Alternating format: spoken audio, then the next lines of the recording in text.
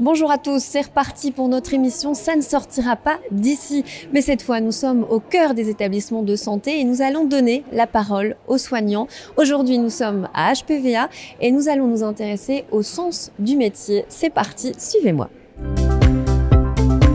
Nous sommes donc en Schirbay à HPVA et on rejoint tout de suite Olivia et Ophélie qui ont accepté de répondre à nos questions sur le sens du métier. Bonjour Ophélie, bonjour Olivia.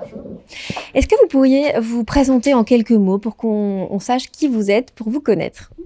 Je m'appelle Olivia, j'ai 32 ans et ça fait 13 ans que je travaille à la clinique en service de chirurgie B. Enchantée Olivia. Ophélie? Du coup, moi c'est Ophélie, j'ai 22 ans, je suis jeune diplômée donc du coup de juillet 2021 et depuis 5 mois je travaille ici à l'HPVA en chirurgie C. Merci Olivia. Est-ce que vous pourriez nous parler du sens que vous donnez à votre travail?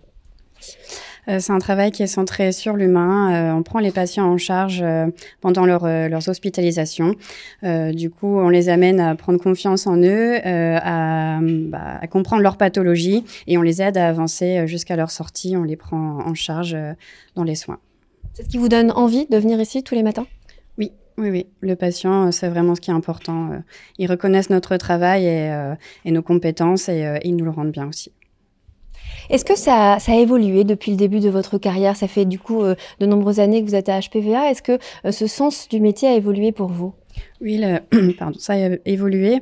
Entre mes études et la nouvelle génération, il y a une différence. Elles ont beaucoup moins de stages, donc elles sont moins présentes aussi. Elles ont une technicité qui est moins présente quand elles sont diplômées. Il y a aussi la responsabilité qui évolue. Les médecins nous laissent beaucoup plus d'initiatives. Ils ont confiance en nous et du coup, voilà, on a un peu plus de responsabilité. Et le numérique aussi qui est arrivé récemment avec toutes les prescriptions qui sont maintenant sur les ordinateurs. Ça parasite un petit peu notre travail et notre relation avec le patient. Donc tu dis parasite, donc ça représente une difficulté? Ça représente une difficulté. C'est un gain de temps parce que les prescriptions, elles sont faites sur les ordinateurs. Ça nous aide, mais en fait, quand on arrive en chambre, souvent, les ordinateurs prennent un peu le dessus et il faut vraiment penser à mettre de côté les ordinateurs pour s'occuper des patients. Merci Olivia. Ophélie, je me tourne du coup vers toi. Je vais te poser la même question. Quel sens tu donnes à ton métier au quotidien? Mais je vais reprendre du coup ce qu'a dit Olivia, c'est vraiment accompagner du coup le patient, souvent dans des moments difficiles de la maladie. Et voilà, c'est tout simplement se lever le matin pour le patient. Ce matin et les matins. Les matins. Ophélie, est-ce que ton métier répond aux attentes que tu avais en tant qu'étudiante? Alors, au départ, c'est compliqué. Quand on a des attentes différentes avant d'arriver dans les études, on se rend vraiment compte du métier d'infirmière à partir de nos stages et encore plus quand on commence à travailler, puisque du coup, nos responsabilités arrivent quand on commence nos premiers postes. Et là, on se rend vraiment compte, voilà, comme disait Olivia, le métier d'infirmière a beaucoup plus de responsabilités qu'avant. C'est vrai, quand on est jeune diplômé, c'est un petit peu plus compliqué d'avoir toutes ces responsabilités dès le départ, mais voilà, on s'accroche et on lâche rien. Merci beaucoup Olivia, merci beaucoup Ophélie. Quant à nous, on retrouve tout de suite Dalila Kiri qui est directrice des soins à HPVA et Karine Vanikat qui est responsable des ressources humaines pour parler encore du sens du métier. Bonjour Dalila, bonjour Karine, merci de nous recevoir. Qu'est-ce que vous inspirent les propos d'Ophélie et Olivia? Alors les propos entendus, voilà, d'Ophélie, 5 mois d'exercice professionnel, Olivia, 12 ans d'exercice professionnel. Finalement, ce qui est réconfortant, c'est que il y a ce socle en fait de l'éthique professionnelle. Voilà, cette envie de prendre soin, cette envie, de soigner les patients. Aujourd'hui, cette nouvelle génération, est parfois en difficulté parce que le décret a changé depuis 2009 avec des études beaucoup plus académiques, moins de pratiques sur le terrain. Et c'est vrai que ces nouvelles diplômées, quand elles arrivent, sont stressées quant à la prise en charge des patients avec les nouvelles techniques, les soins à apporter aux patients. Et c'est vrai que les plus anciennes ont un rôle à jouer important d'accompagnement de ces nouvelles arrivées, dans la bienveillance aussi aussi mesurer finalement leurs compétences. Et c'est vrai que bon, pour ces anciennes qui sont sur le terrain, c'est un travail supplémentaire qu'on leur demande et un stress aussi par moment supplémentaire.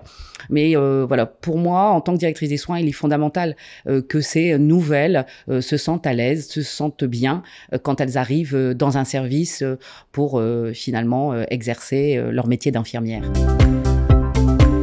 Merci beaucoup Dalila. Karine, en tant que responsable des ressources humaines, comment tu prends en compte dans ton quotidien ce besoin de donner du sens à son métier ? Alors, il est d'abord impératif de bien le comprendre, de comprendre les attentes de cette nouvelle génération pour attirer tout simplement de nouvelles recrues. On connaît la difficulté du recrutement des soignants en ce moment, donc il est encore plus important de comprendre qu'elles ont des attentes différentes d'il y a quelques années. Ces attentes sont tout simplement d'avoir un équilibre, vie professionnelle, vie personnelle, d'avoir du sens dans ce qu'elles font au quotidien, se sentir utiles et d'avoir une qualité de vie au travail. On sait aussi que les anciennes générations sont venues un peu les rattraper et ont aussi ces attentes suite aux événements qui se sont passés il y a quelques mois. On est encore en plein dedans.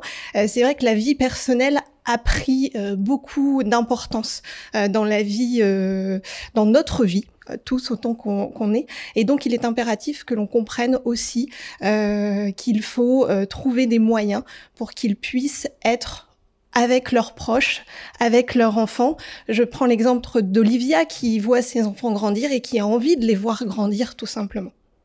Et justement, quels sont les moyens ? Alors aujourd'hui, on a mis en place au sein du pôle un projet qui s'appelle Attirer et fidéliser.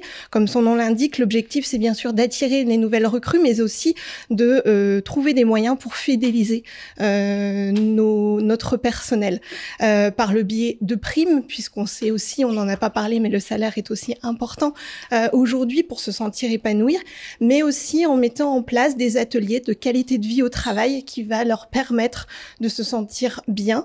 On met aussi en place des formations parce que ça passe également par le management. Ces nouvelles générations attendent du management participatif. Il est important qu'on accompagne nos managers d'aujourd'hui à pouvoir attirer et fidéliser ces nouvelles générations par le biais de formations.